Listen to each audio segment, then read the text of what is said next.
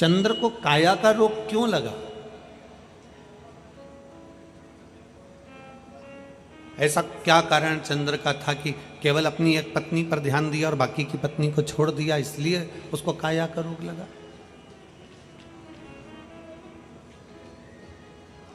चंद्र को काया का रोग किस लिए लगा? रोहिणी पर ध्यान दिया और 26 जो पत्नियां थी उन पर ध्यान नहीं दिया, इसलिए काया का रोग हो गया।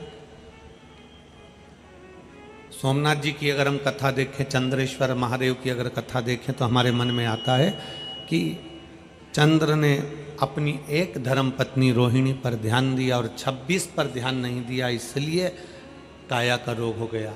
पर शिव महापुराण की कथा कहती है ये कारण नहीं था। दक्ष प्रजापति ने केवल एक छोटी सी बात के लिए अपने दामाद को श्राप नहीं दिया। कारण केवल यह नहीं है कि 26 पत्नियों पर ध्यान नहीं दिया और एक पत्नी पर ध्यान दिया इसलिए ऐसा शरीर हो गया, ऐसा रोग हो गया। ना ना ना,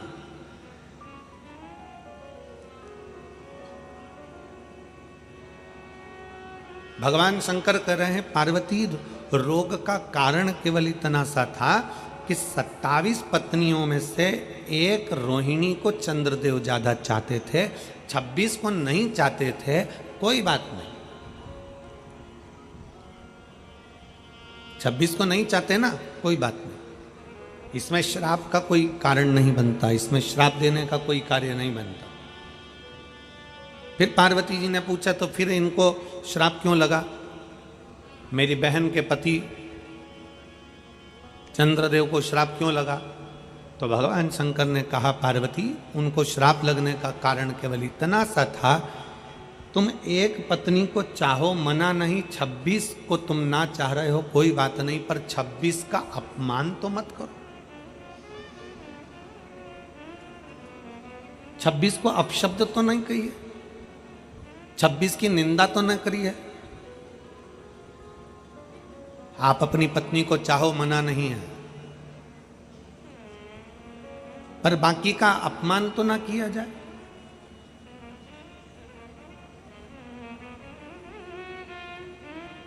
एक सास के जीवन का सबसे बड़ा लक्ष्य होता है उसकी बहू अच्छी आए, पर सास के जीवन का सबसे बड़ा लक्ष्य एक और होता है कि हमारे घर में अगर 4 बेटे हैं, 3 बेटे हैं, 2 बेटे हैं, 5 बेटे हैं और उनकी बहू आ जाए, तो ये सास का लक्ष्य होना चाहिए कि कभी भी मुख से ये ना कहे कि मेरी बड़ी बहू अच्छी है, कि छोटी अच्छी है, कि मंजली अच्छी है, कि संजली अच्छी है। अपनी दृष्टि में रखो कि कौन कैसा है, पर अपने मुख से कभी किसी एक बहू को श्रेष्ठ बताते हुए बाकी की बहुओं की बुराई जिंदगी में ना करी जाए, वो हमारे जीवन का दुख का कारण बन जाए, वो हमारे तकलीफ का कारण बन जाए। चंद्रदेव को काया का रोग क्यों हुआ? चंद्रदेव ने अपनी पत्नी रोहिणी को ज्यादा प्रेम करा इसलिए काया का रोग हुआ? नहीं नहीं नहीं, चंद्रदेव को कारण काया का रोग इसलिए हुआ क्योंकि चंद्र 26 जो पत्नियां थी, 27 में तो प्रेम था, 26 पत्नियों का अपमान कर देते थे। 4 लोग बैठे हैं, 4 लोगों में जैसी पत्नी पानी लेकर आई अपमान कर दिया, हर कुछ कह दिया, अपशब्द कह दिए, चिल्ला कर दौड़ दिए, कुछ कहने में आ गया, कुछ बोल दिए। शिव महापुराण की कथा कहती है अगर किसी ने कोई गलती करी है तो उसके कानों में जाकर कहिए कि तुमने ये गलती करी है।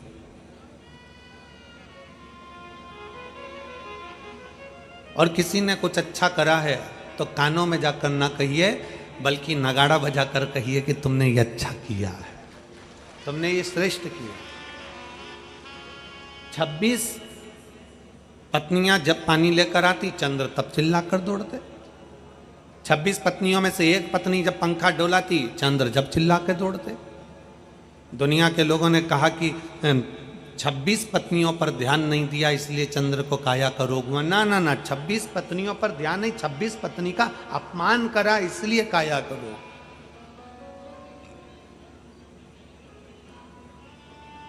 चंद्रदेव सभा में बैठकर हमेशा कहते थे तुम मुझे जानती नहीं हो, मेरी सुंदर काया पर तो दुनिया मोहित हो जाती है, तुम मुझे देखती नहीं हो। और क्या मान करे रे काया का,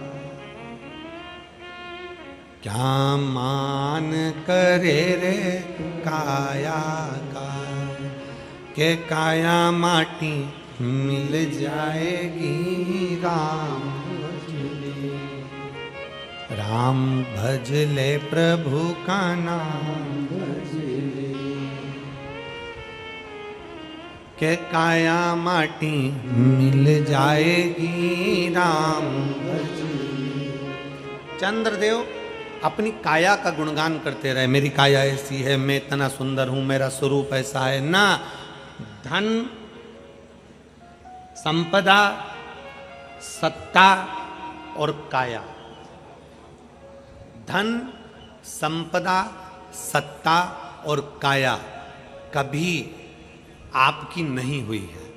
थोड़े दिन अगर धन का सुख भोग रहे हो सकता है कि जीवन का क्या पहलू आ जाए, किसने देखा, इसलिए मर्यादित शब्द होना चाहिए।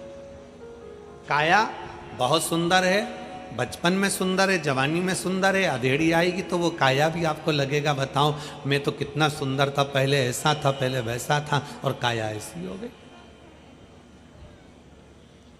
सत्ता, आज आपके पास में अच्छा पद है, अच्छी प्रतिष्ठा है, अच्छी कुर्सी है, आप कोई अधिकारी के पद पर बैठे हो, आप कोई मंत्री के पद पर बैठे हो, आप कोई अध्यक्ष उपाध्यक्ष के पद पर बैठे हो, आपके पास में सत्ता है, आप कभी मालूम पड़ा विधायक बनकर बैठ गए, कभी सांसद बनकर बैठ गए, कभी कुछ बनकर बैठ गए, कभी कुछ बनकर बैठ गए, आपके पास सत्ता है। और इसके पहले किसी और के पास थी, उसके पहले किसी और के पास थी। जीवन का क्या ठिकाना है, कब किसके पास पहुंचे।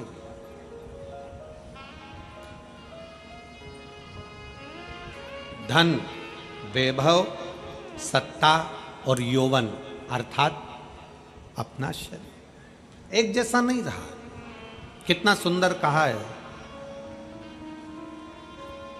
जिंदा रहने के लिए भोजन जरूरी है। जिंदा रहने के लिए जम के बोलो जरा, भोजन जरूरी है, पर भोजन से ज्यादा जरूरी है पानी। बोलो सही है, जम के बोलो जरा, सही है।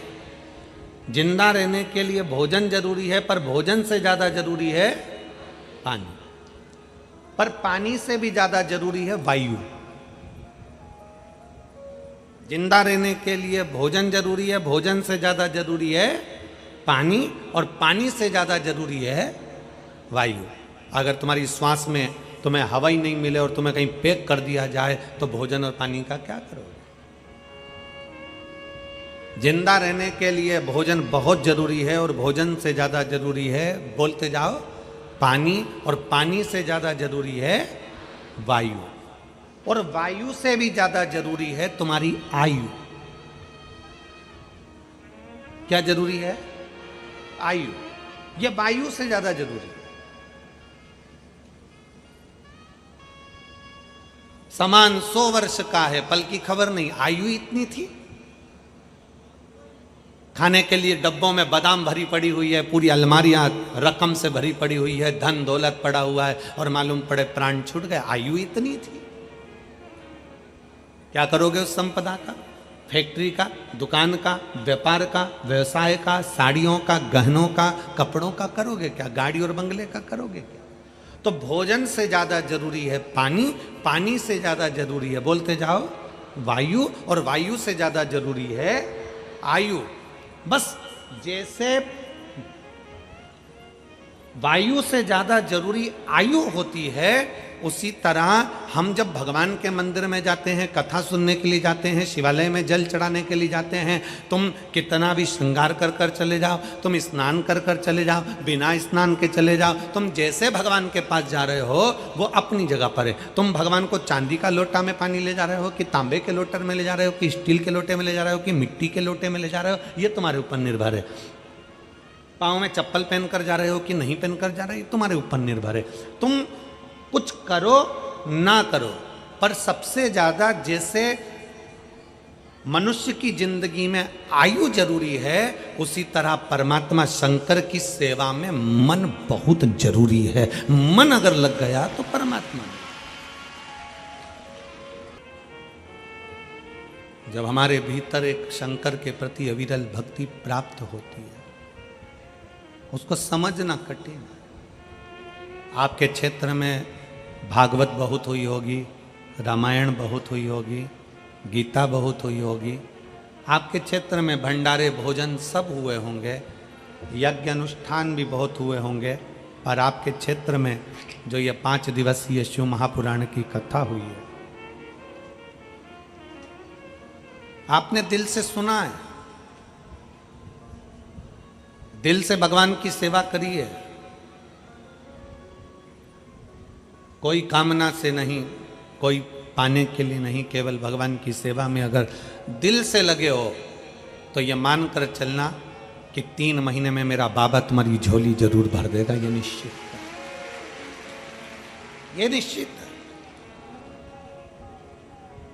जीने के लिए भोजन जरूरी है, भोजन से ज्यादा बोलते जाओ पानी जरूरी है, और पानी से ज्यादा वायु जरूरी है, और वायु से ज्यादा आयु जरूरी है। अगर आयु नहीं होगी, उम्र नहीं होगी, तो फिर ये धन, ये दौलत, ये संपदा, ये सत्ता, ये वैभव किस काम का, क्या काम का? सबसे मूल है आपकी आयु। शिव महापुराण की कथा कहती है, भगवान शंकर का चरित्र कहता है कि शंकर को जल चढ़ाते समय हम जब उत्तर का मुख कर कर, जलाधारी उत्तर की होती है, तो हम इधर खड़े होकर जब शंकर को जल चढ़ाते हैं उत्तर की ओर मुख कर कर, तो हमारा देव आदित्य महादेव हमारी आयु बढ़ाता चले जाता है, हमारी आयु बढ़ाता है।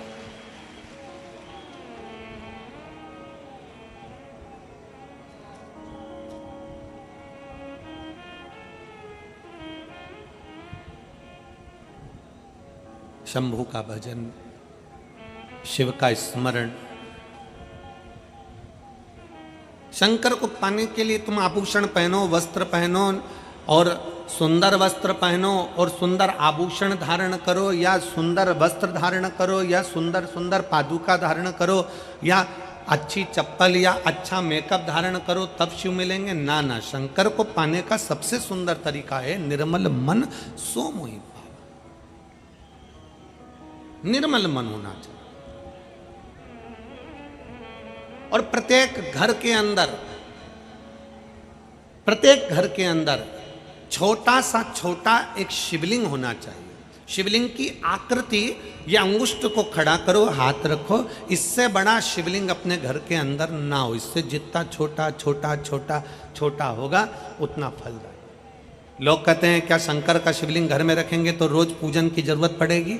शिव महापुराण की कथा कहती है, अगर शंकर का शिवलिंग तुम्हारे घर के अंदर है, तुम 5 दिन के लिए 10 दिन के लिए कहीं चले गए, तुमने उसका स्नान नहीं कराया, कोई बात नहीं, तुमने उसकी पूजन नहीं करी, कोई बात नहीं। शंकर का शिवलिंग अगर घर के अंदर है, आप 1 महीने के लिए कहीं चले गए, शिवलिंग घर में है, उसकी पूजन नहीं हो रही, जल नहीं चढ़ रहा, कुछ नहीं चढ़ रहा, कोई बात नहीं।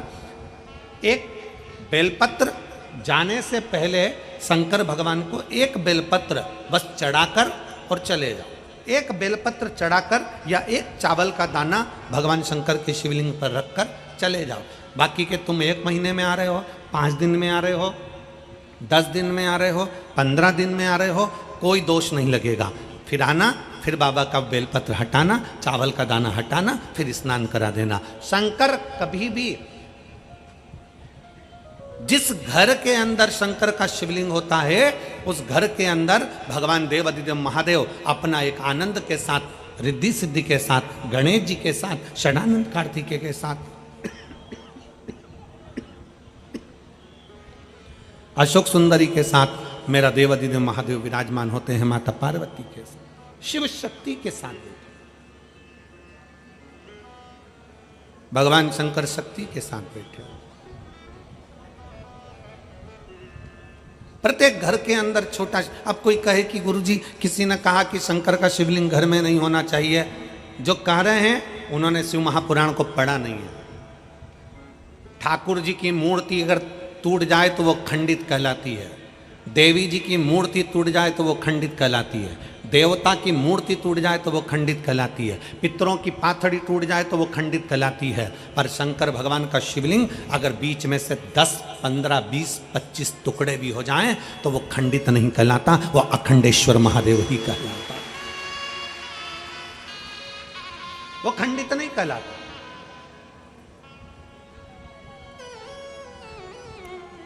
कोई कहता है हमारे घर में, हमारे मंदिर में शिवलिंग है वो टूट गया है गुरुजी, हम उसे बदल दे, काहे को बदल दे?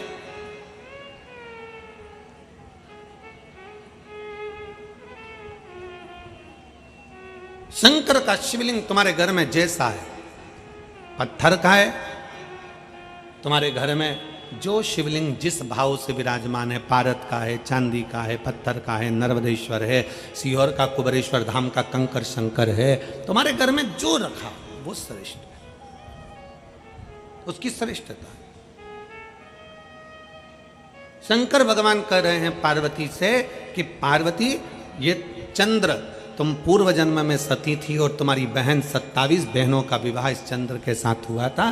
चंद्र की 26 पत्नियों पर चंद्र का ध्यान नहीं गया, 27 पत्नी रोहिणी से उनका प्रेम रहा।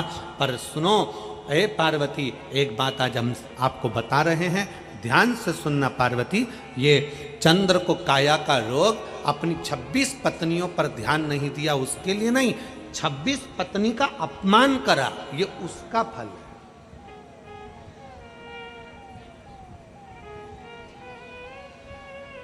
छब्बीस पत्नी का जो अपमान किया गया है ये उसका भोग है।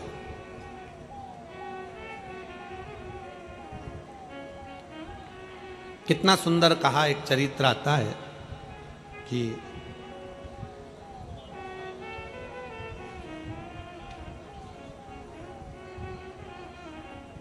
एक भगवान को भजने वाला एक व्यक्ति बहुत भजता था, बहुत भगवान की भक्ति में इतना रमा रहता था, इतना भजन करता था। उसकी शादी हुई, घर में धर्मपत्नी आ गई। अब शादी होने के बाद जब पत्नी घर में आई और पत्नी घर में आकर निवास करी, 3 साल के बाद पत्नी के गर्भ से बच्चा हुआ। बच्चे ने जन्म लिया। जन्म लेने के बाद बच्चा मालूम पड़ा कि दोनों पांव से चल नहीं सकता, विकलांग। बच्चा चल नहीं पा रहा, पांव विकलांग है उसके। बड़ा दुखी हो गया, भगवान के पास पहुंचा, भगवान से बहुत बहुत झगड़ा किया, बाबा ये कहाँ का तरीका है, मैं तुम्हारी इतनी भक्ति करता हूँ, मैं तुम्हारा पर इतना विश्वास करता हूँ, मैं तुम्हारा इतना भजन करता हूँ, मेरा बचपन तुम्हारे भक्ति में निकला, मेरी जवानी तुम्हारी भक्ति में निकली, मेरी शादी हो गई, पत्नी अच्छी मिल गई, परिवार अच्छा मिल गया, सब अच्छा मिल गया और बच्चा हुआ तो ऐसा हुआ। एलईडी चालू करिए, एलईडी यहाँ चालू करवाइए उधर साइड की।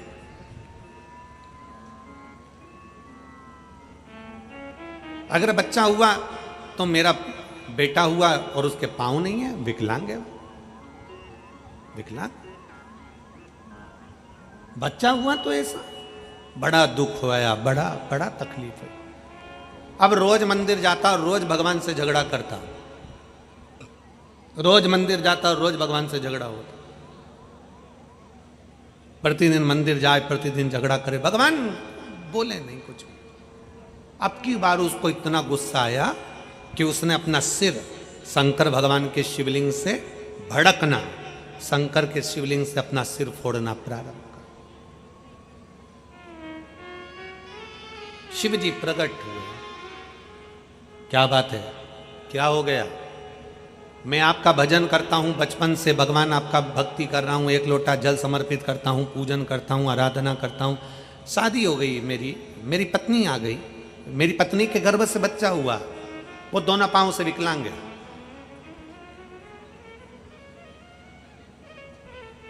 मैं इतना भजन करने वाला और मेरा बच्चा ऐसा हो गया, मैंने कौन सी गलती करी?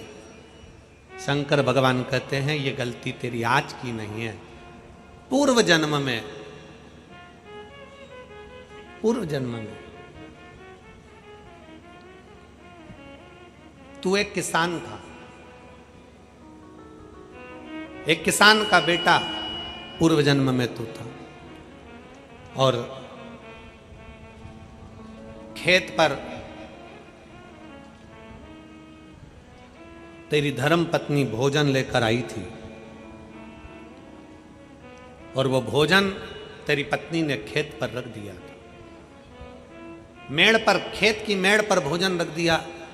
तू खेत में काम पर लगा हुआ था, इतने में पत्नी भोजन को रख कर आवाज लगाकर चली गई, और तूने दूर से देखा कि कोई कुत्ता तेरे भोजन को खा रहा है। तो गुस्से में लाल होकर कि एक तो दिन भर थक गया और ऊपर से भोजन भी कुत्ता खा गया, डंडा लेकर भागा और उस कुत्ते के दोनों पांव तूने तोड़ दिए, दोनों। कुत्ता विकलांग हो गया। तू कहता है कि मैंने कौन सा कर्म करा? ये पूर्व का कर्म का भोग है। वही कुत्ता तेरे घर में जन्म लेता है और विकलांग होकर जन्म लेता है, उसकी सेवा तुझे करना पड़ती है। मत बुरे कर्म कर बंदे वरना पछताएगा, भगवान की आंखों से तू बच नहीं पाएगा, तू बच नहीं पाएगा।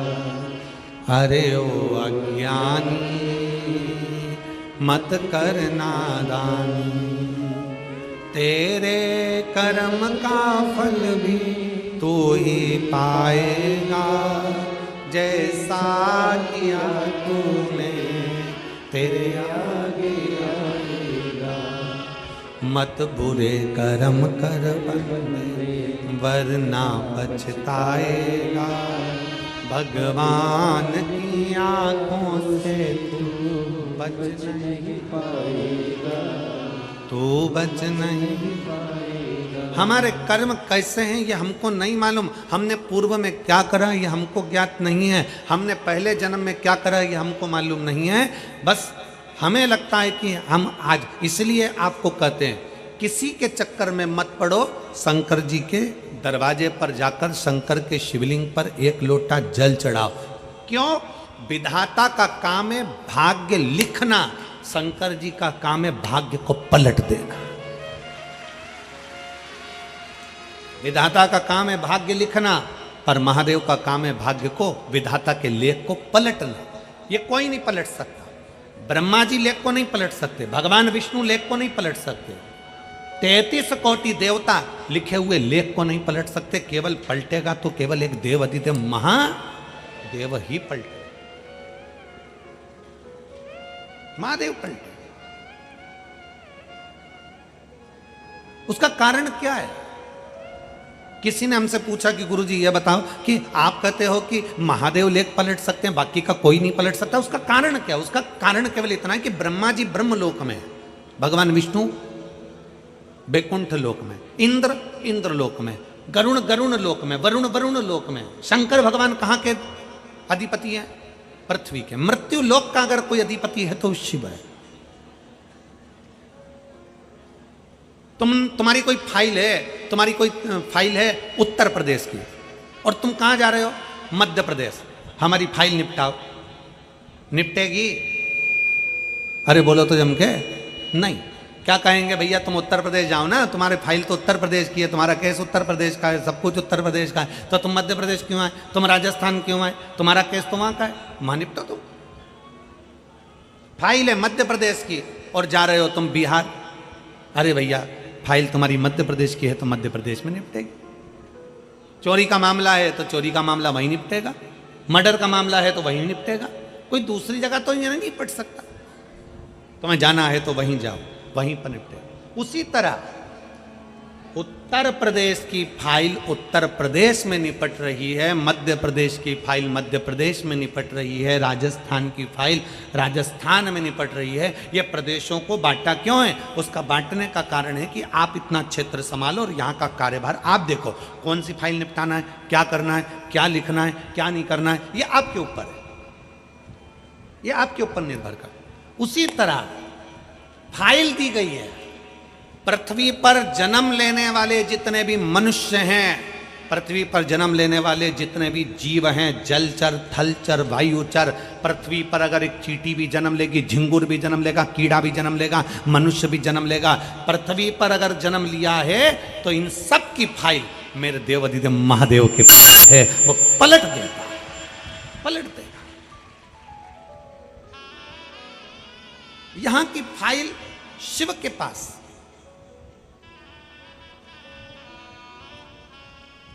यहां से सील ठप्पा लग कर जाएगा कि इसको बैकुंठ भेजना है कि नरक भेजना है। और तुम जितने बैठे हो एक भी बैकुंठ नहीं जाएगा। ना ये सीहोर वाला महाराज जाएगा, ना तुम जितने कथा सुन रहे कोई बैकुंठ नहीं जाएगा। क्यों? क्योंकि बैकुंठ में, होटल में उतने दिन ही रखा जाता है जितने दिन माल लुटाते जाओ। बैकुंठ में उतने दिन ही रहने को मिलता है जितने दिन तुमने अच्छा कार्य किया है, उतने दिन तुम्हें बैकुंठ में रहने को मिलेगा। तुम्हारी पॉकेट में पैसा है तो खूब लुटाओ, उतने दिन तुम्हें होटल में रहने देगा। पॉकेट में पैसा खत्म, होटल से निकाल देंगे। तुम्हारे पुण्य खत्म, बैकुंठ से धक्का मार देंगे। केवल एक धाम है, शंकर का धाम, जहां पॉकेट का माल नहीं देखा जाता, जहां एक लोटा जल देखा जाता है।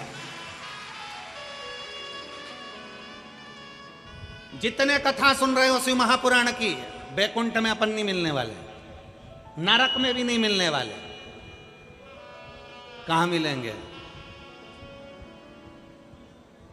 बाबा भोलेनाथ के चरणों में, कैलाश अधिपति के उस पवित्र प्रांगण में, कैलाश की भूमि पर, जिसके ऊपर से देवता भी नहीं गुजर के जा सकते, वो कैलाश की धरा पर आप और हम मिलेंगे।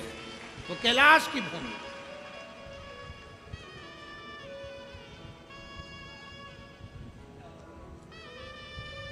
जिसपे से कोई उल्लंघन कर भी नहीं जा सकता।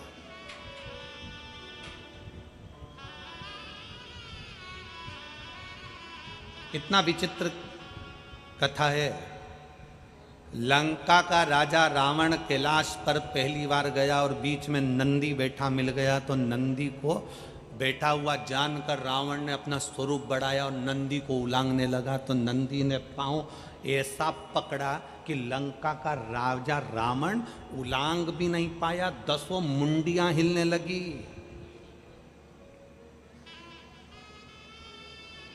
घबराने लगा, थर थर कांपने लगा लंका का राजा रावण। तो रावण ने किसको याद करा, किसको बुलाया? लंकाधिपति रावण ने, शंकर भगवान को नहीं। जब रावण का पांव नंदी ने जकड़ दिया, पांव हिल नहीं पाया, लांग कर जा रहा था। यहां तो सीधी सीधी बात है, शंकर जी के जलाधारी में से जो जल निकलता उसको नहीं लांगते।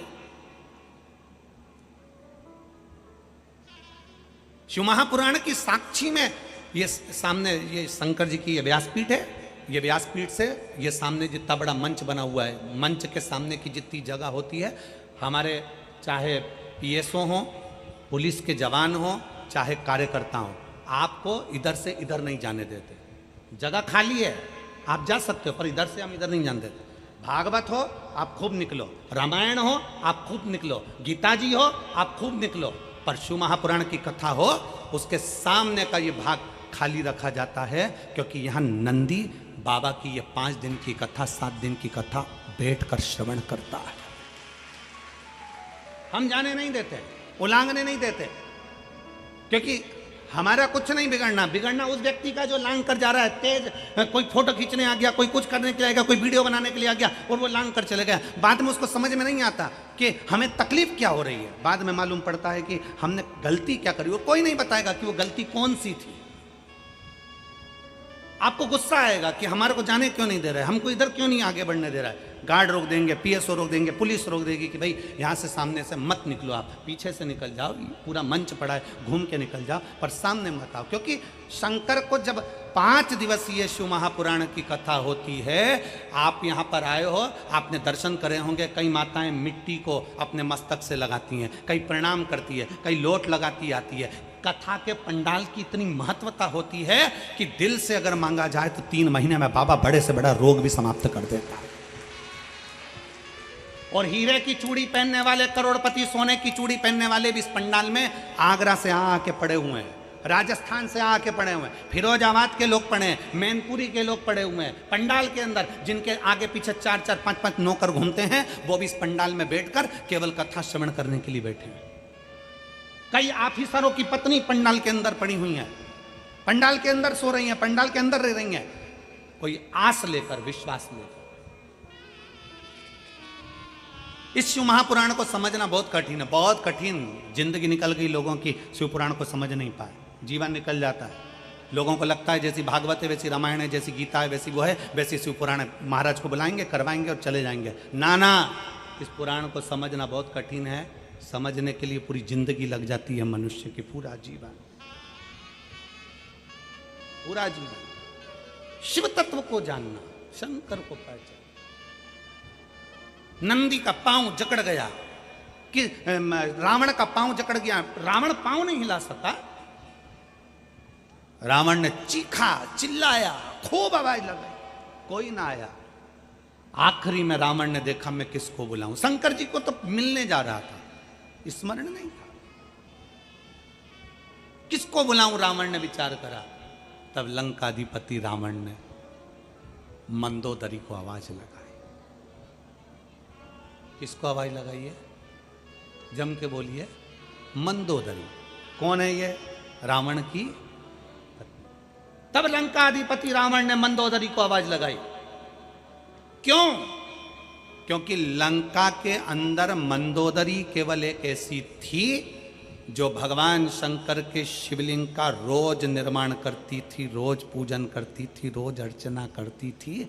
रावण को मालूम है अगर मुझे कोई बचा सकती है तो वो मंदोदरी भी बचा सकती है। तब मुझसे जो अपमान हुआ है नंदी का, मंदोदरी को आवाज लगाया। मंदोदरी उस समय मिट्टी का हाथ, बालू का शिवलिंग बनाती हुई हाथ पूरा मिट्टी में सन रहा था, मिट्टी में हाथ भिड़ रहे थे, और मंदोदरी रावण की पुकार सुनकर पहुंच गई।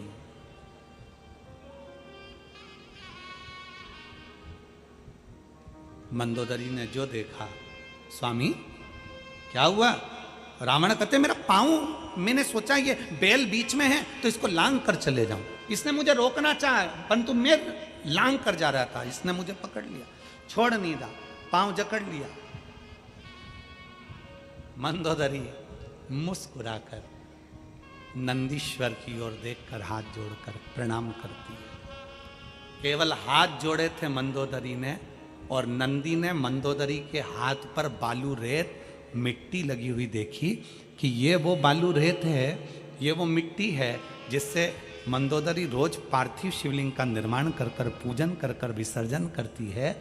आज उस मिट्टी का हाथ लेकर मंदोदरी आई थी, और वो मिट्टी का मात्र एक कण हाथ जोड़ते समय जमीन पर गिर गया था, उसका स्पर्श नंदी को हो गया था। उस स्पर्श से नंदी ने पांव को छोड़ दिया, मात्र एक स्पर्श। क्या है पंडाल की मिट्टी, क्या है कथा श्रवण करने की भक्ति, क्या भगवान का भजन, क्या स्मरण, क्या पूजन। क्यों रात रात लोग सोते हैं? क्यों कथा का चौथा दिन शिवरात्रि होता है, 7वें दिन की कथा में 6ठा दिन शिवरात्रि होता है? क्यों, किस लिए? रात रात भर लोग रात भर सफर करते हैं, और रात भर सफर कर कर आखिरी के दिन की कथा सुनने के लिए पंडाल के सामने पहुंच जाते हैं। क्योंकि उनको मालूम है जैसे घर के मेहमान जाते हैं तो घर के बच्चों को कुछ देकर जाते हैं, उसी तरह आखिरी दिन मेरा बाबा जाता है तो कुछ ना कुछ देकर जाता है। समझने वाला समझ गया, जो ना समझा वो कहे। उसको पहचानना कठिन है।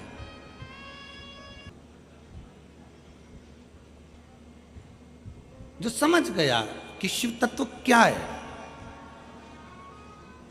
जो जान गया शंकर की अविरल भक्ति क्या है, वो जान। पार्वती अपमान के सूचक में ये चंद्रदेव को काया का रोग हुआ है। काया रोग होने का कारण कोई दूसरा नहीं, काया रोग होने का कारण है किसी का अपमान।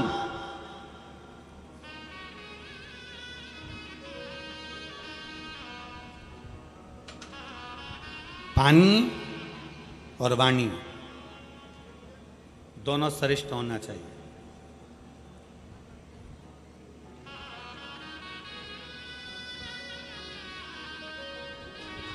तुम्हारे घर में आरओ लगा है क्या? जम के बोलो जरा। अच्छा,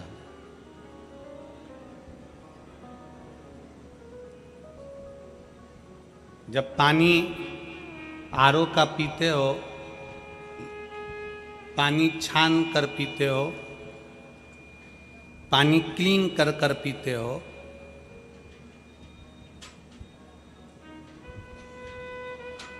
क्यों पीते हो? कि हम अगर बेकार पानी पिएंगे तो हमारा शरीर बेकार हो जाएगा। तो पानी अगर आरओ का पी रहे हो तो वाणी भी आरओ की बोली है, थोड़ी सी अच्छी बोली, श्रेष्ठ बोली। पानी तो तुम्हें बिस्लेरी का चाहिए और वाणी बिस्लेरी की नहीं है। पानी आरओ का चाहिए और वाणी आरओ की नहीं है। शब्द पानी पियो छान, गुरु करो जान। हम कहते हैं पानी पियो छान और वाणी बोलो जान। वाणी भी बोलना तो ऐसी बोलना कि किसी का दिल ना दुख जाए, किसी के हृदय को ठेस ना पहुंचे। अपनी चित्तवृत्ति से कुछ वाणी ऐसे। शुमा पुराण के अंतर्गत हम लोगों का 5 दिन की कथा है, तो शुरू के 2 दिन हम नहीं मिलते, पर अगर नीचे जैसे हम मम्मी भैया के रुके हैं या जहाँ हम रुकना हुआ अर्चिटादिक में, जहाँ भी मैनपुरी में हम जहाँ किसी के कोरे मकान में शर्मा जी के रुके थे, ऐसा कहीं पर भी हमारा जहाँ रुकना होता है, वहाँ हम जब नीचे से निकलते हैं बहुत लोग खड़े रहते हैं, बहुत लोग खड़े रहते हैं, सबसे मिलना होता है। भाई प्रणाम प्रणाम प्रणाम प्रणाम करा और निकलते चले। ज्यादा मिलना नहीं होता। कारण क्या होता है कि क्या बोलें, जो कुछ बोलना है शिवपुराण बोलती है। आप अपना दुख हमको आकर बता दोगे कि हमारे पाँव में तकलीफ है, कोई कह देगा मेरे बेटे को तकलीफ है, कोई कहेगा मेरी बेटी को तकलीफ है, कोई कहेगा मेरी बहू को तकलीफ है, कोई कहेगा मेरा इसको तकलीफ है। तो हम किसी का दुख मिटाने के लिए पैदा नहीं हुए। हमारा दुख तो कुछ महादेव मिटाते हैं, तो आपका दुख भी महादेव ही मिटा सकते हैं।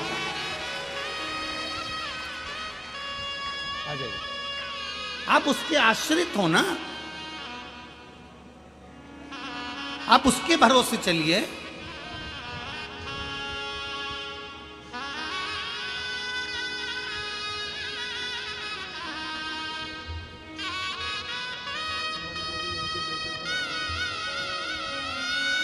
बधाई हो आपको।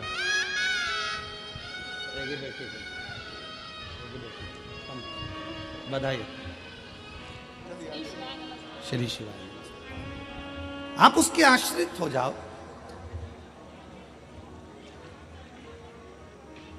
ना मिलने का एक कारण और है, हम आप लोगों से ज्यादा इसलिए नहीं मिलते क्योंकि कहीं आप लोगों के मन में, आज की दुनिया बड़ी विचित्र है, बहुत विचित्र दुनिया है। आज के जमाने में लोग कथाकार हो या कोई संत हो या कोई महात्मा हो, कोई बाबा जोगी हो, उसको लोग जल्दी से भगवान बना देते हैं। हमारा एक निवेदन इस व्यासपीठ से, भगवान को भगवान रहने दो और इंसान को इंसान रहने दो। आप इंसान को भगवान मत बनाइए। और इंसानों से भी निवेदन है, आप कितने बड़े भी महात्मा हो गए अपनी जगह के, पर आप भगवान नहीं हो। भगवान भगवान है। इंसान को इंसान रहने दो। पर दुनिया के लोग आज के जमाने में इंसान को भगवान बनाने में लगे हुए हैं। अरे भगवान, अरे ना ना ना, उसको इंसान रहने दो, उसकी भी जिंदगी है, उसकी लाइफ, उसको जीने दो। उस परमात्मा को परमात्मा रहने दो। बहुत है वो। बहुत उसकी अविरल भक्ति आप धारण करिए। अपने भीतर आडंबर से दूर होने का प्रयास करिए। शिव तत्व कथा है, भगवान शंकर की कथा कहती है कि शिव जी पार्वती से कहते हैं, पार्वती तुम्हारे बहन के पति चंद्रदेव नहीं, सम्मान नहीं देने का कोई क्रम अपमान मूल है। ये अपमान के जो शब्द बोले गए उससे ये काया करो।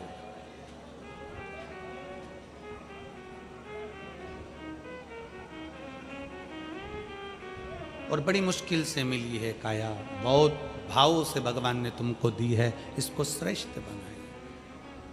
क्या मान करे रे काया का, क्या मान करे इस काया का, पानी में डूबना, समाप्त हो जाना। काजू खाओगे, बादाम खाओगे, गुलाब जामुन खाओगे, इमरती खाओगे, भजिया खाओगे, पकोड़ा खाओगे, चाहे कुछ भी खाओ, तुम्हारी मर्जी है, पर आखिरी में तो राख का ढेर होना ही है, कैसे भी लो।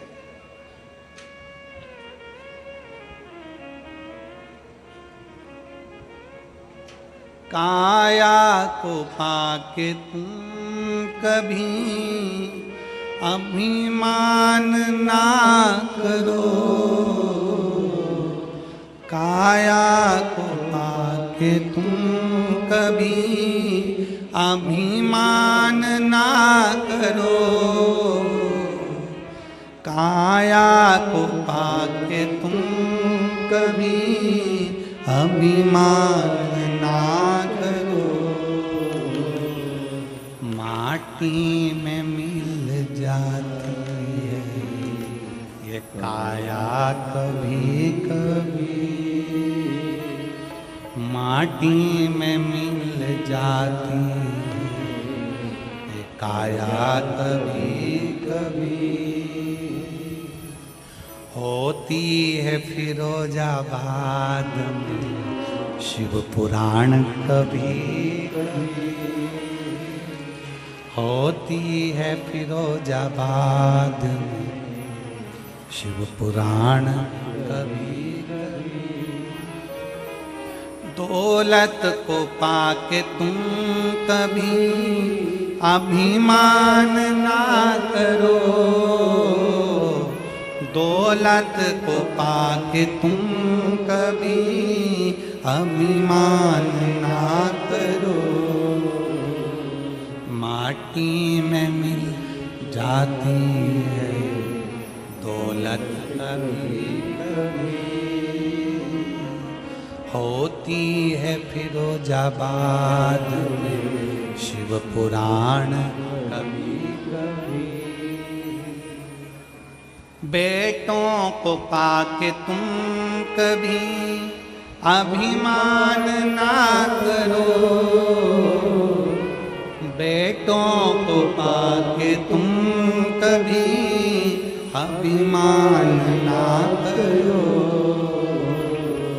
बन जाते हैं पड़ोसी बेटा कभी कभी, होती है फिरोजाबाद में शिव पुराण कभी कभी। और बेटी को पाके तुम कभी अभिमान ना करो, बेटी को पाके तुम कभी अभिमान ना करो। ले जाते हैं जमाई भी बेटी कभी कभी, होती है फिरोजाबाद में शिव पुराण कभी कभी। कहीं किस्मत, कहीं भाग्य फिरोजाबाद वालों के चमके, कहीं किस्मत चमकी फिरोजाबाद की, और ये शिव महापुराण की कथा 5 दिवसीय हो गई। ये शंकर की उदारता से हो गई, शिव की कृपा से। पहचान लो उसको।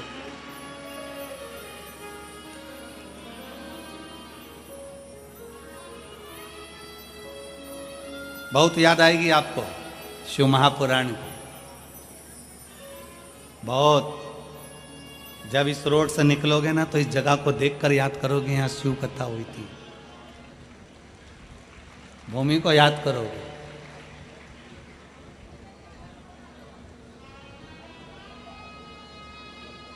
केवल आपको ही नहीं, प्रशासन को भी बहुत याद आएगी।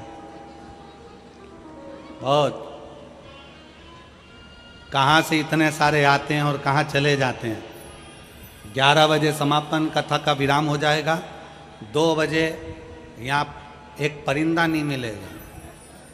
बैग लेंगी माताएं, सिर पे से ऐसे निकलेंगी जैसे कहीं बहुत यात्रा कर कर आ रही हों। 5 कोसी 7 कोसी, कहीं व्रत 84 कोस की, कहीं ऐसा लगेगा 12 ज्योतिर्लिंग की यात्रा। सिर पर बैगों का बंडल, बस, गाड़ी, ट्रक, और उसमें शिव भक्त भरा कर भगवान की विरल भक्ति करते करते चले गए। रेलवे स्टेशन पर ट्रेनों में भरचक भीड़। लोग पूछेंगे कहाँ से आ रहे हो, कहाँ जा रहे हो। ट्रेन का मास्टर भी कह देगा जिसमें खाली जगह हो बिठा दो, जान दो, अभी तो खाली करो फिरोजाबाद, चलो निकलो, जाने दो। शिव भक्ति समिति को भी स्मरण आएगा। सबके हृदय में, चित्त में शिव तत्व है, सबके। और बाबा को याद करते रहो, शंकर को याद करते रहो, शिव को याद करते रहो। शिव कथा कह रही है, भगवान शंकर का चरित्र कह रहा है, शिव महापुराण का चरित्र कह रहा है। अपमानजनक शब्द व्यक्ति की काया को समाप्त कर देते हैं। काया। भगवान से एक निवेदन हमेशा करते रहो। शंकर जी के मंदिर में जाना, शिव जी से कहना, बाबा तूने इतना वैभव दिया है ना, इतनी जायदाद दी है ना, इतना धन दिया है ना, इतनी संपदा दिया है ना, तूने दुकान दी, परिवार दिया, घर दिया, बच्चे दिए, सब कुछ दिया, अब आयु दे, थोड़ी उम्र बढ़ा दे जिसका भोग में भोग सकूं।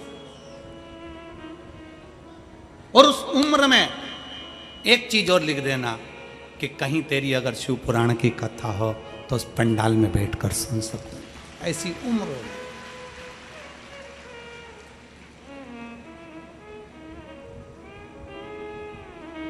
ये उससे कह देना। शंकर के मंदिर में जब एक लोटा जल चढ़ाने के लिए जाओ तो मांगा करो। मांगने, कई कथाकार कहते हैं भगवान से मत मांगो। भागवत जी में कई महाराजों बोलते हैं भगवान से मत मांगो, भगवान को तो दो, मांगो मत। पर इतनी माताएं बैठी है, आप में से कितनी माताएं जो अपने पति की थाली में 6 रोटी 10 रोटी एक साथ रख देती है? कोई रखती है? जम के तो बोलो जरा। नहीं। आप में से कोई माता ऐसी है जो अपने बच्चे की थाली में 6-7 रोटी एक साथ रख देती? क्योंकि तुम्हें मालूम बच्चा 7 रोटी खाता है तो 7 एक साथ रख दी। पति 5 रोटी खाता है तो 5 एक साथ रख दी? नहीं। पत्नी अपने पति की थाली में पूरी रोटी नहीं रखती, मां अपने बेटे की थाली में पूरी रोटी नहीं रखती। उसका कारण केवल इतना है कि पति आवाज लगाकर कहे आज दाल अच्छी बनी है, ला 1 रोटी और लेकर आ, तो पत्नी खुश होती है। बेटा भोजन करने बैठे और आवाज लगा कर कहे मम्मी, मां, मम्मी, मां, मां अंदर से पूछे बोल क्या हो गया? आज गोभी की सब्जी अच्छी बनी है, 1 रोटी और ला दे। मां खुश हो जाती है कि मेरे बच्चे को आज सब्जी अच्छी लगी। उसी तरह दूसरे कथाकार कहते हैं भगवान से मत मांगो, पर शिव महापुराण की कथा कहती है शंकर हमारा बाप है और शक्ति हमारी मां है, 50 बार मांगो। शिव हमारा बाप है, शंकर हमारा पिता है, और मां दुर्गा भवानी अष्टभुजा धात्री, मां चामुंडा, मां जगत धात्री, मां दुर्गा हमारी मां है। और बाप और मां से मांगने में पीछे नहीं हटना चाहिए। क्यों हटे? हम किसी दूसरे से थोड़ी ना मांग रहे हैं, हम दूसरे से नहीं मांग रहे हैं। मायके का मतलब क्या होता है मालूम है तुम लोगों को? अरे बोलो तो जम के बोलो जरा। मायका मतलब जो भी कुछ है मेरी माँ का, मैं जाऊंगी और मेरा मन पड़ेगा तो मैं ये भी लाऊंगी, वो भी लाऊंगी, और घर के लोगों से कह के मेरे को ये ला के दे दो, मुझे ये ला के दे दो, मुझे ये कांच का गिलास दे दो, मुझे ये मूर्ति दे दो, मुझे कटोरा दे दो, मुझे सामान दे दो। मायका अपने माँ के दरवाजे पर जा रहे हैं, अपने पिता के दरवाजे पर जा रहे हैं। बेटियों का हक होता है जाकर मांगना, बोलना। कोई कहे तुमसे कि भगवान से नहीं मांगना चाहिए, कौन ने कह दिया तुमको? कई लोग तुमसे कहेंगे, कथा वाचने वाली भी आकर कहेंगे भगवान से नहीं मांगना चाहिए, भगवान से क्यों मांगो, भगवान को तो दो। पर शिव महापुराण की कथा कहती है शंकर को तो तुमसे कुछ भी नहीं चाहिए, और उसको जो प्रिय है वो तुम दे नहीं सकते। एक आध बार शंकर जी ने कह दिया पकड़ ला, मुझे प्रिय है, जा पकड़ के लेके आ, जा चले जा पकड़ ला, शंकर को तो प्रिय है। एक आध बार कह दिया जा पकड़ ला सांप को, मेरे गले में डालना है, शंकर जी के पास में जाकर तुम तुरंत कह दोगी बाबा रेन दे, तू तो मैं नहीं जाऊं पकड़ने, तू तो। शंकर की प्रियता, शंकर जी कहते मुझे प्रिय जा शमशान की भस्म लेके, मुर्दा जले और छान कर राख लिया, ओ बाप मैं तो ना जाऊं, मैं ना, तेरे हाथ जोड़ो ना जाऊं। शंकर, शिव को तुमसे कुछ नहीं चाहिए। एक लोटा जल चढ़ाया, मन तुम्हारा, चावल चढ़ाया, मन तुम्हारा, भस्म चढ़ाई, मन तुम्हारा, और कुछ नहीं चढ़ा सको तो 3 बार ताली बजाई, मन तुम्हारा, और ये भी ना कर सको तो शिखर दर्शनम सर्व पाप नाशनम, ये मन तुम्हारा। और कितना सुंदर कहा शिव महापुराण में, कहा अगर शिखर का दर्शन भी नहीं कर सकते, तुम्हारी ड्यूटी पर जा रहे हो, नौकरी पर जा रहे हो, फैक्ट्री पर जा रहे हो, काम करने जा रहे हो, तुम कहीं जा रहे हो, एक काम करो, ना मंदिर जा सकते हो ना शिखर दर्शन कर सकते हो, तो जहां शंकर का मंदिर है, शिवलिंग है, उस शिवलिंग के सामने से गाड़ी लेकर चलो, और गाड़ी चलाते चलाते एक बार शंकर की ओर मुस्कुरा कर देख लो, तो भी पार्वती जी शंकर जी से कह देती हैं इतना दुख है इस व्यक्ति को, तो भी तुम्हारे दरवाजे पर मुस्कुरा कर जाता है। समझ में नहीं आता, ये मुस्कुराहट ने भी आधे लोगों को घायल कर रखा है। मुस्कुरा दो, और एक बार प्रैक्टिकल करके देखो कि मुस्कुराने में दम कितनी है।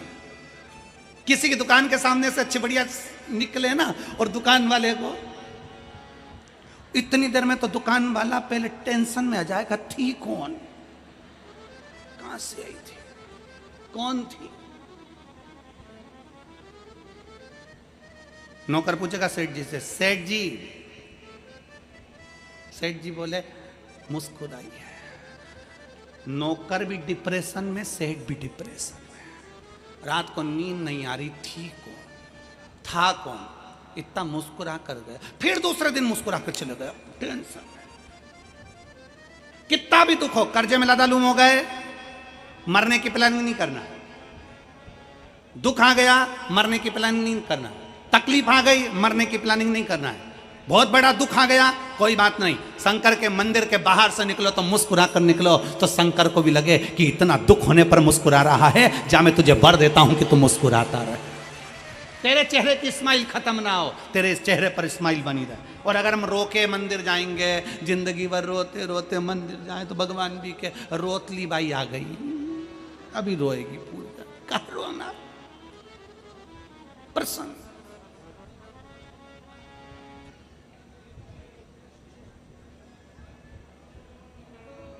ये हमारी भाग्य का आनंद है, सुखमय आनंद लीजिए। शंकर के मंदिर में, परमात्मा की चौखट पर, भगवान के दरवाजे पर कई मिलते हैं हमारे को, कई लोगों की वीडियो भी बहुत सारी आती है, भगवान के मंदिर में खड़े हैं, आंख में से आंसू ढलक रहे हैं उनके, भगवान भी मन में सोचे तू मुझे दुखी करने आया है कि सुखी, थोड़ा मुस्कुरा के आया कर मेरे पास में, क्योंकि मेरा नाम तू जानता है कि लोग मुझे मुस्कुराहट से पहचानते हैं। भगवान कृष्ण की मूर्ति देखना मुस्कुराती अच्छी लगती है, राधा जी मुस्कुराती अच्छी लगती हैं, राम जी मुस्कुराते अच्छे लगते हैं, जानकी जी मुस्कुराती अच्छी लगती हैं, ब्रह्मा मुस्कुराते अच्छे लगते हैं, विष्णु मुस्कुराते अच्छे लगते हैं, शिव मुस्कुराते अच्छे लगते हैं। एक भी भगवान की मूर्ति ऐसी नहीं है कि भगवान रोता मिला हो, भगवान मुस्कुराते हैं। क्यों? क्योंकि जिंदगी के पड़ाव में राम जी कहते हैं मैं पृथ्वी पर आया था, रोने का मौका मिला था, पर मैं मुस्कुरा मुस्कुराकर आगे बढ़ता चले गया। कृष्ण अवतार में आया, खूब रुलाया, पर मैं मुस्कुराकर आगे बढ़ गया। जिंदगी में पड़ाव में हर पल दुख आएगा, पर याद रखना, मेरा फोटो देखना। राम जी कहते मेरा फोटो देखो, कृष्ण कहते मेरा फोटो देखो, शिव कहते मेरा फोटो देखो कि मैं मुस्कुराता रहता हूं। कितना भी दुख हो जिंदगी में, मुस्कुराकर आगे बढ़ना, तेरा हाथ पकड़कर खींच कर मैं ले जाऊं। तुम रो रहे हो और रोते रोते तो जिंदगी हो गई। पहले परिवार के लिए रोए, पत्नी, बच्चे, नाते, रिश्ते, रोते रोते रोते रोते आखिरी का पड़ावा गया और जिंदगी समाप्त हो गई। वेंटिलेटर पे पड़ गए। घर के लोगों ने जाकर कहा, देखो तो माँ, वो काकी है, मौसी, देखो तो कौन आया तुमसे मिलने। वो पलंग पे पड़ी की पड़ी और उसको दिखा रहे, देखो तो कौन आया, और ये छाती पे खड़े, उसकी आंख में से आंसू बह रहा। पहचान गई कौन हो? इतने में बहू ने कहा, देखो मम्मी पहचान रही है तुमको, काका जी तुमको मम्मी पहचान रही है। मम्मी से पूछो काका जी को देख रही, मम्मी को पूछो मामा जी को देख रही, मम्मी को पूछो मौसा जी को देख रही, और देख के मन में सोच रही इन्हीं के चक्कर में तो मर रही। और मरते मरते भी छाती पे खड़े हो गए। इतने में मम्मी ने आंख बंद कर ली तो बहू बोली, काका जी तुमको पहचान गई। मम्मी ने आंखें बंद कर ली, आंख में से आंसू निकल रहे। अंदर से मम्मी से तो पूछो कि मेरी पूरी जिंदगी बर्बाद कर दी तुम लोगों ने, राम का नाम नहीं लेने दिया, शिव पुराण सुनने नहीं निकालती फिरोजाबाद में, और कह रहे कि मम्मी खड़ी, पापा खड़े, काका खड़े, देखा ही ना हो। ले कौन खड़ा, कौन खड़ा? इसलिए अंत समय प्रभु वचन दिया तो और आए ना आए प्रभु कुटुंब अंत समय प्रभु वचन दिया तो निभाना पड़ेगा और अंत समय प्रभु आना पड़ेगा। कितना कितना भगवान की भक्ति का एक सुख है। क्या चाहिए शिव पुराण सुनने वालों को? कुछ नहीं। जहां जगह मिल गई वहां बैठ गए, अपना छाता लगाया, पानी की बोतल रखी, आसन बिछाया, बैठ गए, सोए, खाया पिया, आनंद करा और चले बाबा के धाम।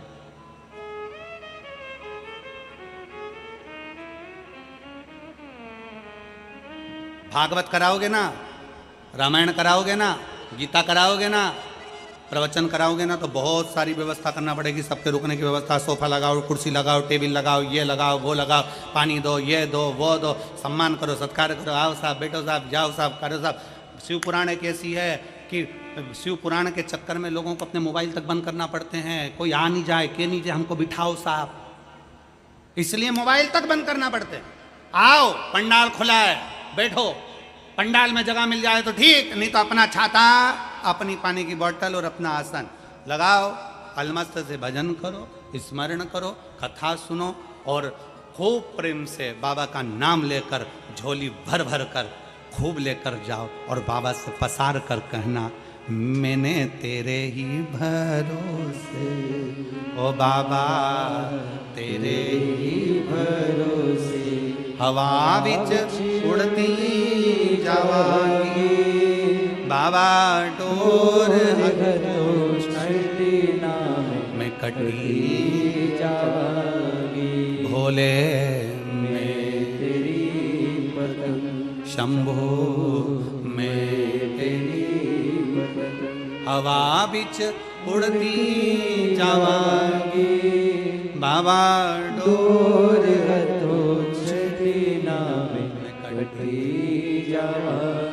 उसके चरणों में बैठ जाओ।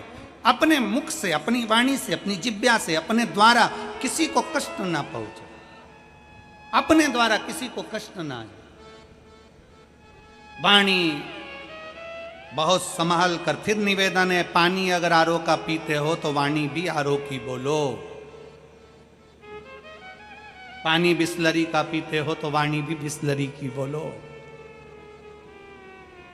पानी छान कर पीते हो तो वाणी भी छान कर बोलो। बहुत जरूरी है बोलना। एक राजा ने महल बनाया, बड़ा सुंदर महल। नगर के सेठ जी को बुलाया, सेठ जी आओ और महल देखो कैसा बना है। सेठ जी आकर महल देखे, महल देखते सी सेठ जी ने कहा महाराज महल तो अच्छा बना है पर दरवाजा छोटा रख दिया। से राजा ने पूछा दरवाजे से क्या उन्हें आना जाना ही तो है। सेठ जी बोले अरे महाराज तुमने दरवाजा छोटा रख दिया, जब तुम मरोगे तो तुम्हारी अर्थी कैसे निकलेगी। राजा को तो कांटे से खून नहीं, गुस्से में लाल हो गया कि ये तो मेरे मरने की बात कर रहा है, मेरे मकान के मुहूर्त पे, मेरे मकान के मुहूर्त पे मरने की बात करता है। राजा ने अपने दूतों को बुलाया, ले जाओ इसको जेल में डालो, बंद करो इसको, मेरे मरने की बात करता है। सेठ जी को जेल में डाल दिया, कारागार में पटक दिया। थोड़ी देर बाद उनकी पत्नी आ गई। पत्नी ने आकर पूछा महाराज मेरे पति आया था। राजा ने कहा तुम्हारा पति महल देखकर बोलता है दरवाजा छोटा रख दिया, मरोगे तो तुम्हारी अर्थी कैसे निकलेगी महाराज। इतने में पत्नी बोली मेरे पति को बोलने के लक्षण नहीं है, उसको क्या करना, अर्थी कैसे निकलेगी, राजा को काट काट के निकाल देंगे। राजा को तो चक्कर आ गए। पति तो पति, पत्नी तो हो रही जगदम्बा है। राजा ने कहा इसको भी लेकर जाओ, इसको बोलने के लक्षण नहीं, बंद करो इसको लेकर थाने में। उसको भी जेल में बंद कर दिया। थोड़ी देर बाद उसका बेटा आ गया। बेटा बोला महाराज मेरे माता पिता आए थे। राजा ने कहा तेरे पिताजी को बोलने के लक्षण नहीं और तेरी माता को बोलने के लक्षण नहीं। पिताजी बोले महल अच्छा बनाया, दरवाजा छोटा रख दिया महाराज, जब तुम मरोगे तो तुम्हारी अर्थी कैसे निकलेगी, और तेरी माँ क्या के काट काट के निकाल देंगे। इतने में बेटा बोला महाराज ना तो मेरे बाप को बोलना आता है ना मेरी माँ को बोलना आता है, उनको क्या करना, अर्थी कैसे निकाल लेंगे, राजा को अंदर ही जला देंगे।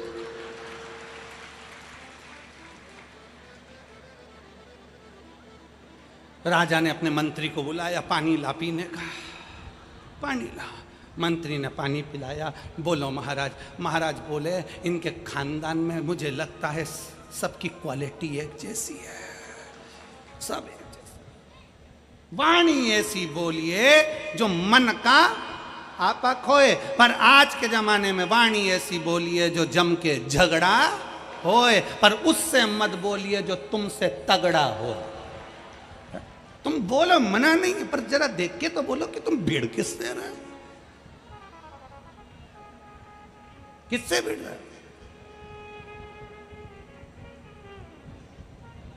समझने का कल की बात है। कल हम यहां से लेके वहां तक तो हमको अधिकारियों ने छोड़ दिया था, उसके बाद में वहां से हम आगे बढ़े, फिर वो दूसरी वाली रोड पे आए। दूसरी वाली रोड पे आए तो वहां ट्रैफिक में फंस गए, और ट्रैफिक में फंसे तो एक ऑटो वाले ने एक महिला को कहा इसमें ये सब, इसमें कुछ बात हो रही है उनकी, तो महिला ने भी कह दिया तू मुझे जानता नहीं है, मैनपुरी क्यों, तो मुझे जानता नहीं है, मैनपुरी क्यों।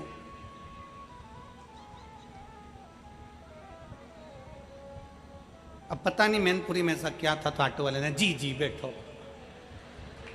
अब मैनपुरी में ऐसा क्या था हम समझ नहीं पा। उन्होंने कहा मैनपुरी क्यों, उसने कहा जी जी बैठो। हमने भी पीछे वरुण बैठा था, हमने भी कह दिया, हमसे भी कोई पूछेगा कह देंगे मैनपुरी क्या है, बोलना मत। अब शिव तत्व की प्राप्ति भगवान को पाने के लिए सबसे सुंदर है। आपके पास कुछ नहीं है देने के लिए, मत दो। भगवान शंकर को आप रिझाने के लिए केवल अपनी मुस्कुराहट भी दे सकते हो। भगवान को प्रसन्न करने के लिए आपके चेहरे की स्माइल भी शिव को प्रसन्न कर सकती है। मुस्कुराओ प्रेम से। बाबा वो योग ऋषि रामदेव बाबा तो सवेरे सवेरे हंसने की तुम लोगों को बोलते भी हैं कि हंसो ठाका लगा। लोग गार्डन में हंसते हैं पर वैसे नहीं हंसते। और फिर निवेदन है, सेल्फी में स्माइल देने से अच्छा है सेल्फ स्माइल रही है, खूब मुस्कुराई, प्रसन्न। एक फोटो के लिए कितनी जरा सा फोटो, कितना भी दुख होना फोटो खिंचवाने के लिए तुरंत जोरदार स्माइल, बढ़िया दिखना चाहिए। किसी ने पूछा ये तुमने क्यों खींचा, डीपी में लगाऊंगी। हमने भी मन में सोचा जब तक जिंदा हो ना मुस्कुराते रहो, डीपियां बदलते रहो, बाद में डीपी भी नहीं बदल पाओगे, फोटो जैसे लग जाओगे, डीपी भी नहीं बदल पाओगे, एक जैसा फोटो रहेगा, एक जैसा फोटो। मुस्कुरा रहे हो, एक चेन गले में पड़ी है, टोपी लगी है और गले में प्लास्टिक के फूल की माला और दीवार पे टंगे उत्तर दक्षिण और मुस्कुरा। भगवान देवाधिदेव महादेव का पावन चरित्र कह रहा है, शिव तत्व कह रहा है।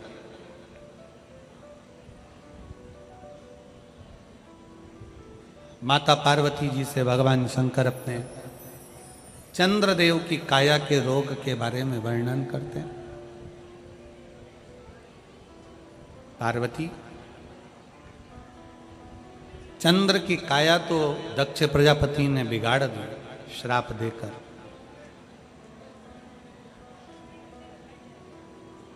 व्यक्ति के कर्म व्यक्ति के जीवन को थोड़ा बिगाड़ देता। बेकार कर्म किया है उसका फल हमें बेकार भोगना।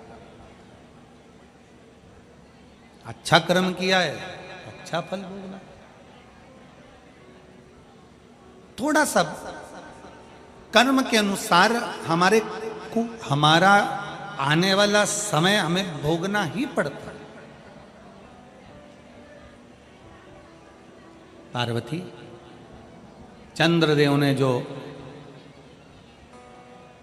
अपनी 26 पत्नियों को जो अपशब्द कहे हैं, जो ताने दिए हैं, जो उनका अपमान करा है, उसके कारण बस उनको ये काया का रोग हुआ। पर सुनो पार्वती, अब आपको लगा होगा, पार्वती जी आपको लग रहा होगा कि शंकर भगवान की काया, फिर भगवान चंद्रदेव की काया फिर शंकर जी ने ठीक क्यों करी, किस लिए काया क्यों ठीक? ऐसा कौन सा पुण्य चंद्रदेव का आ गया था कि फिर काया का रोग ठीक हो गया?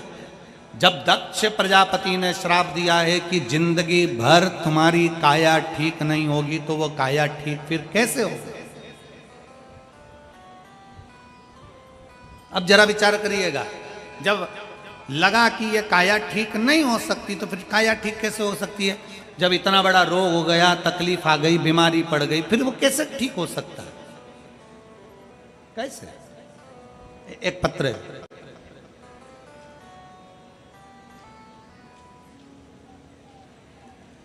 मैं मंजू सैनी, राजेश कुमार सैनी, जिला फर्रुखाबाद के मोहम्मदाबाद कस्बे की रहने वाली हैं। कहीं बैठी हों तो हाथ हिला सकती हैं, और अगर बैठी हों तो बेलपत्र लेने के लिए आ सकती हैं। अगर कहीं बैठी हों तो हाथ हिला सकती हैं। मैं मंजू सैनी, राजेश कुमार सैनी, जिला फर्रुखाबाद के मोहम्मद कस्बे की रहने वाली हैं। पत्र को आप लोग एलईडी के माध्यम से, आस्था चैनल के माध्यम से टीवी पर पढ़ सकते हैं। मेरे पति की पिछले 1 वर्ष पहले बहुत तबीयत खराब थी। हर जगह पर बड़े शहर में उनकी जांच कराई, पर उनकी रिपोर्ट में कुछ ना निकल रहा था। पर उन्हें उबकाइयों के कारण बस तकलीफें हो रही थी। लेकिन जब से मैंने कथा पर, टीवी पर, मोबाइल के माध्यम से सुनी, आपके बताए उपाय को किया, पशुपतिनाथ का व्रत किया, फिर 2-3 बाद फिर से उनका चेकअप कराया तो पता चला कि उनकी दोनों किडनियां खराब हो गई। दोनों किडनियों ने काम करना बंद कर दिया, दोनों किडनियां खराब हो गई। कानपुर कुलवंती हॉस्पिटल में डॉक्टर ने तुरंत उनको एडमिट कर लिया और डायलिसिस के लिए आईसीयू में भर्ती कर दिया। ना कोई उनसे मिला और ना कोई उनको देख पा रहा था। फिर मैंने अपने बड़े बेटे को कहा कि वो सियोर वाला महाराज कहता है कि कुबरेश्वर धाम का कंकर और कुबरेश्वर धाम का रुद्राक्ष दोनों मूल हैं। रुद्राक्ष को तांबे के कलश में गलाकर शिव को जल चढ़ाकर अगर वो पानी को पिलाया जाए तो बड़ी से बड़ी बीमारी ठीक होती है, ये मैंने सुना है। तब मैंने अपने बड़े बेटे को रुद्राक्ष लेने के लिए सीहोर भेज दिया और अपने पति को जल चढ़ाकर शिव जी को चढ़ाकर वो पानी देना प्रारंभ करा, पर डॉक्टर उस पानी को पीने नहीं देते थे। मैं उनके शरीर पर लगाकर आ जाती थी। गुरुदेव 3 दिन तक मैंने लगातार वो पानी शरीर पर लगाया तो पति को आईसीयू से तो बाहर कर दिया। आईसीयू से बाहर करने के बाद डॉक्टर ने कह दिया इनको 1 हफ्ते में 2 बार डायलिसिस देना पड़ेगा और आने वाला समय में इनकी किडनियां दोनों खराब हो चुकी हैं, तो डायलिसिस प्रतिदिन भी होगा। हम घबरा गए, तब हम करें तो करें क्या। हमने कहा डॉक्टर साहब अब हम 1 हफ्ते के बाद आएंगे, तब हम डायलिसिस कराएंगे, हमें छुट्टी दे दो। हम अपने पति को लेकर घर आ गए और शंकर जी के मंदिर जाना पति को चालू करवाया। शिव जी को जल चढ़ाना प्रारंभ करा, वो जल पिलाना प्रारंभ करा। पति का फिर वापिस डायलिसिस का समय आया, तब आपकी सीहोर में कथा हो रही थी, तो हम सीहोर कुबेरेश्वर धाम पहुंच गए। उसी पंडाल में मैंने अपने पति को भी बिठाया, मेरा बड़ा भी बेटा गया और मैं भी गई। हम तीनों ने पंडाल में बैठकर कथा को सुना। बाबा की रोज कंकर शंकर की पूजन करी, रुद्राक्ष लिया, बाबा को प्रणाम कर 17 अगस्त 2024 को हम कावड़ चढ़ाने के लिए सीहोर पहुंच गए। और बाबा का मैं क्या वर्णन करूं गुरुदेव, जब से कावड़ चढ़ाकर सीहोर की आए हैं उस दिन से मेरे पति को डॉक्टर ने कह दिया अब इनको डायलिसिस की जरूरत नहीं है और डायलिसिस बंद हो गई। मैं बाबा को प्रणाम करती हूं। एक लाइन अच्छी लिखी है, आप और हम गुनगुनाते हैं। भोलेनाथ दया करना मैं तेरे भरोसे हूँ, मेरे बाबा दया करना मैं तेरे भरोसे हूँ, ना घर के भरोसे हूँ, ना परिवार के भरोसे हूँ, ना घर के भरोसे हूँ, ना परिवार के भरोसे हूँ, मेरे बाबा दया करना मैं तेरे भरोसे हूँ, भोले बाबा दया करना मैं तेरे भरोसे हूँ। पार्वती जी, चंद्र की काया का रोग समाप्त होने का एक कारण और है। क्यों समाप्त हो गया? जब इनको श्राप था कि काया का रोग हो गया, तो फिर काया का रोग समाप्त कैसे हो सकता है? काया का रोग ठीक कैसे हो सकता है? कैसे समाप्त हो सकता है? कई लोग कहते हैं गुरुजी शिव महापुराण में कोई जड़ी बूटी है क्या? शिव महापुराण में कोई बेल भभूति है क्या? नहीं, ना जड़ी बूटी है ना बेल भभूति है।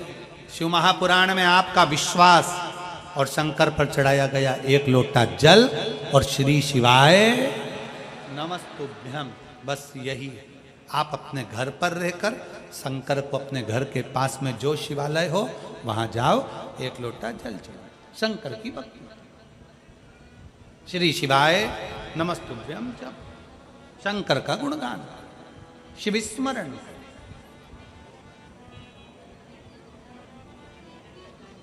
क्या है इसमें? कहीं भटकना नहीं है, आप कहीं नहीं जाना।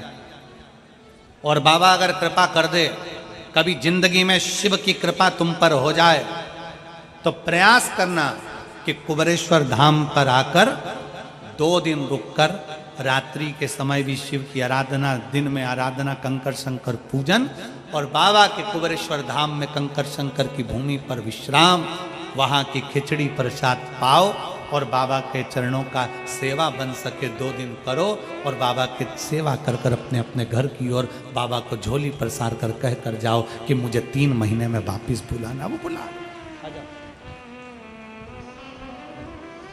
शिव तत्व है। आप शिव पर आश्रित होकर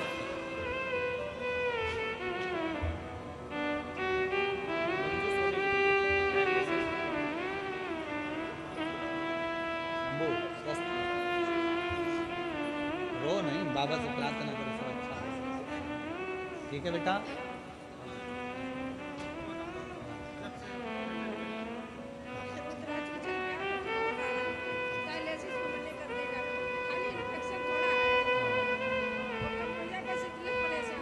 रो नहीं, अब खुश हो बाबा से। शिव कहा डॉक्टर ने डायलिसिस अब बंद कर दिया है और कह दिया अब डायलिसिस की जरूरत नहीं है, आराम है। यही शिव भक्ति है आप, यही शिव भक्ति। एक विश्वास अपने भीतर प्रकट करिए,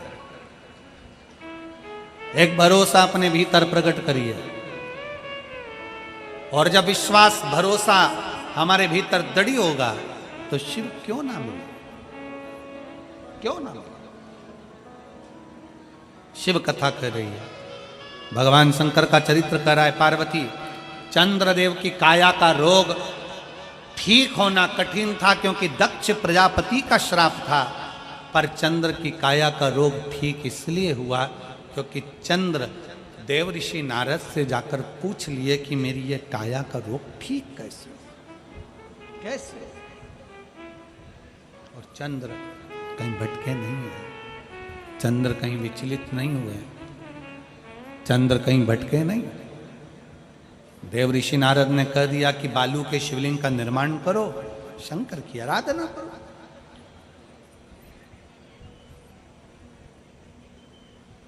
थोड़ी मेहनत हाथ की, बाकी कृपा भोले नाथ की।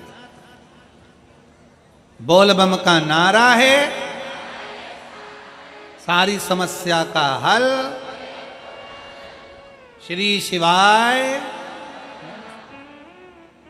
उसकी कृपा हो, तुम करो। देव ऋषि नारद के कहने पर भगवान शंकर की आराधना चंद्रदेव चालू कर। पार्वती, चंद्र ने शंकर की आराधना करना प्रारंभ करी है। पार्वती से शिव कह रहे हैं शिव की आराधना करना।